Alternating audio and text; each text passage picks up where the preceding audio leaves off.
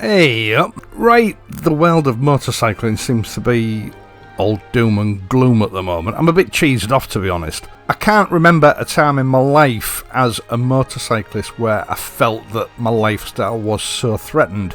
So, just to mix things up a little bit and assist my mental health, I thought we'd take a look at another automatic watch today. I mean, we've got Christmas coming up, people might be looking for ideas, and it's a good excuse for me to indulge one of my personal passions, automatic wristwatches. Now, what does surprise me is that I do still get quite a lot of comments from people who don't see the point in automatic mechanical watches, sort of professing how superior quartz watches are in comparison, not to mention the fact that they're a lot cheaper. And this does sort of have me puzzled, bearing in mind the general sort of tone of this channel.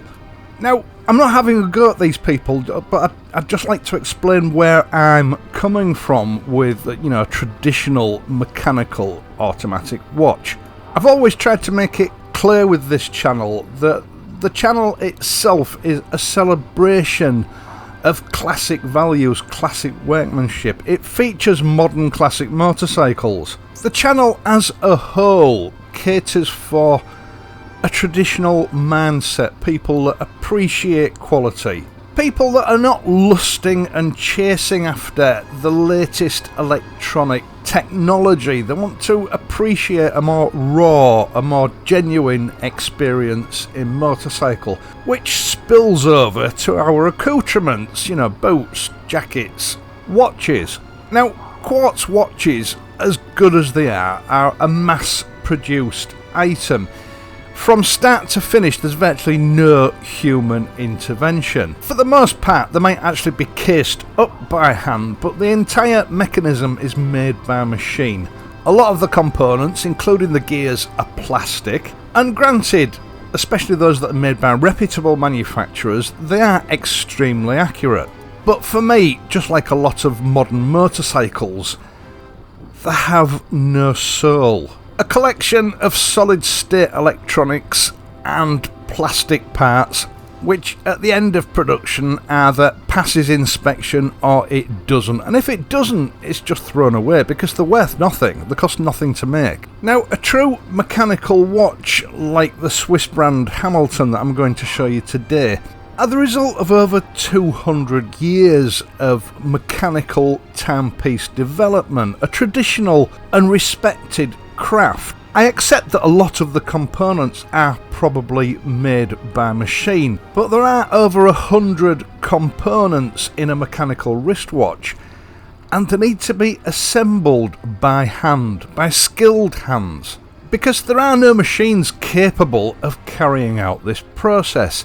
And in every step of that construction process, the quality is constantly being checked. Because if an individual watchmaking technician gets to the end of construction of a movement and it doesn't work or it doesn't work properly, he's got some explaining to do. It's probably an hour's work straight out of the window.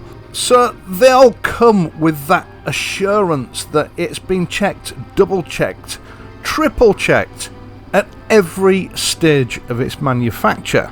And at the end of that, what you have is a miniature mechanical marvel powered by a spring which is wound by the movement of your arm that's capable of tracking the time to within a few short seconds every day. Something that exudes a quality a quartz watch never can. Something that inspires pride of ownership. So with that bit out of the way, let's get on.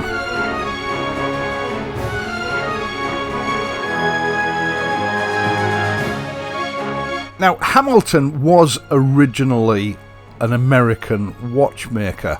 It's a long story, but at some point in the past, production was moved to Switzerland. And during the 1970s, with the quartz crisis, the company got into trouble and it was eventually bought out. It's now owned by the Swatch brand, a huge Swiss watchmaking conglomeration that owns the likes of Omega, Longines, I think Tag Heuer, and of course Tissot. Swatch Group also owns ETA, which is a well-known and very respected Swiss movement manufacturer.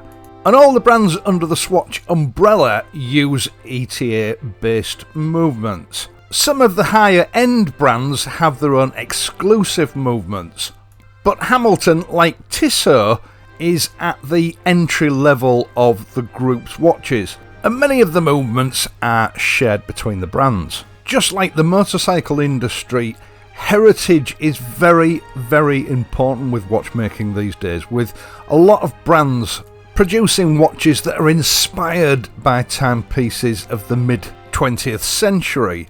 Hamilton itself has a rich history in military watches, and that rich history is represented by their khaki range of watches, which I have to say is a vast and quite bewildering watch range, with models that represent both aviation and military timepieces of the past. Now, this is the Hamilton Khaki Field Pioneer King, or is it the Hamilton Khaki Pioneer Field King, or the Hamilton King Khaki? Anyway, people just call it the Hamilton Khaki King. Now, before the American spelling and pronunciation police start jumping all over me, the word khaki is derived from an Urdu Persian word which simply means sand or dirt, and it was adopted by the British military to describe a certain coloured cloth that was used in the manufacture of military uniforms and equipment. It has a H after the K, so it's pronounced khaki and not khaki. Khak or khaki in Old English dialects means something else completely different and very unpleasant. Now, rightly or wrongly, Hamilton field watches are pretty much considered to be the epitome of field watches worldwide. When it comes to the pure form and function of a field watch, the Hamilton khakis tend to be the benchmark by which all others are judged. And I've always considered the Khaki King to be a particularly stunning watch. This is the champagne dial version. There is also a black version which arguably is a little bit more legible and easy to read. But it also tends to come in a little bit more expensive, which I've always thought was odd. This champagne dial is gorgeous. The central disc is a brushed sunburst, and then it slopes away in an interesting sort of radial pattern where the 12-hour numerals are situated, and then again it kicks back up in a slope on the chapter ring, which then terminates on the inside edge of the case. The whole dial in this champagne colour is an exercise in refraction of light, and I've always found it to be one of those dials that you look at it to see what time it is, and then 20 seconds later you find that you're still staring at it, moving your wrist slightly to catch the light and just admire its beauty. As well as the Hamilton name and the khaki automatic moniker, the central disc also incorporates the PM 24-hour numerals. The middle radial dial features the AM Arabic 24 or 12-hour numerals, whichever way you want to look at it, with the minutes and seconds represented on the chapter ring on the outside edge. As you can see, the 11 and the 1 are cropped slightly by the day-date complication. This is a nod to the early days of field watchmaking. These devices were needed quickly for use in the theatre of war. Complications had to be added, and the manufacturers simply didn't have the time or the funds available to mess around trying to make them look neat and pretty. They just punched a hole where it was required for the required complication. The day-date window, as you can see, is edged with yellow, but to the naked eye this isn't visible. And the movement in this watch is a quality movement. The day and the date snap over bang on midnight. An operation that can take several hours on cheaper, less refined movements. The second hand is a very exaggerated long second hand. It's loomed at the end. The hour and the minute hand are polished, and they're a sort of a sword syringe styled affair, and they are fully loomed. I do find in some lighting conditions it is a little bit difficult to read, especially if you've got older or just tired eyes, in which case you might want to consider the black dialed version. This is generally only an issue in very bright, harsh lighting conditions.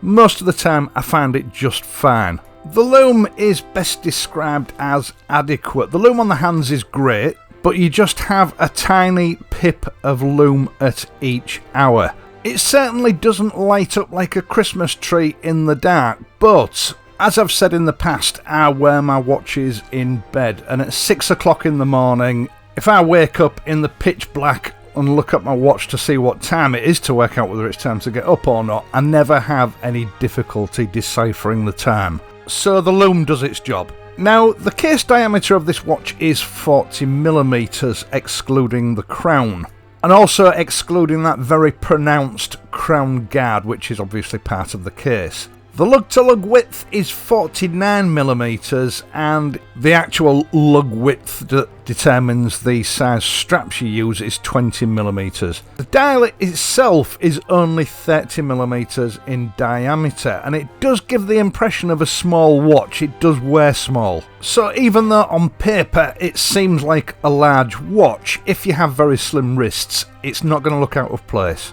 Now, onto the movement. This is a Hamilton H40 movement, and it can be seen quite clearly through the exhibition caseback. This H40 movement is actually a customised ETA 2824 movement.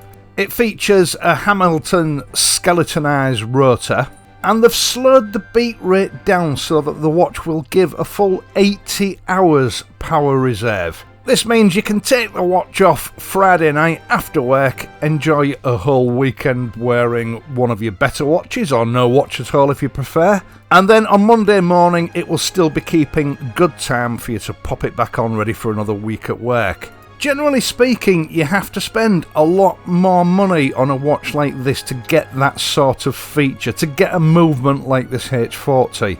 The watch itself features a 50-metre water resistance, so it would be okay for a little light swimming, and it's topped off by a synthetic domed sapphire crystal. As far as case finishing is concerned, there's a very fine brushing all over the case, with just a polished bezel and a signed non-screw down crown. Out of the box it does come with a good quality calfskin strap, but it's pretty typical Hamilton fare, to be honest. I don't like the colour, it's a bit ginger. But the case on this watch does feature cutouts for use with a NATO strap. Of course it does, this is a field watch after all. And that opens up limitless customisation options, allowing you to dress the watch down or up to suit your own tastes for very little money.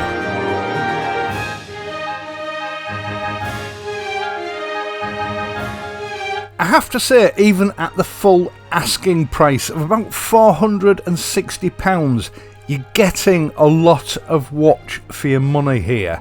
Now, I've got no affiliation to Watch Nation, and although most jewellers are charging full price for this watch, they frequently have this on offer for round about the $340 to $360 mark.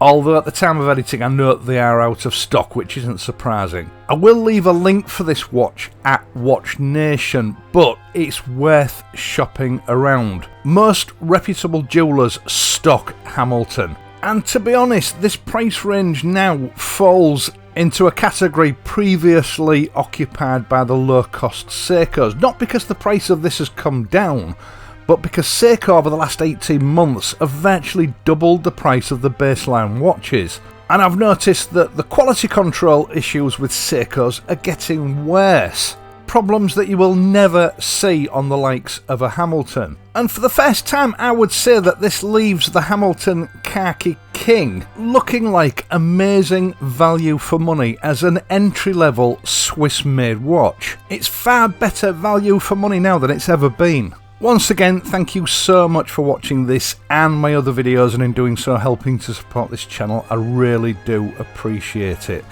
Now, if you've enjoyed this video, please leave a like, and if you're not a subscriber, consider becoming a subscriber.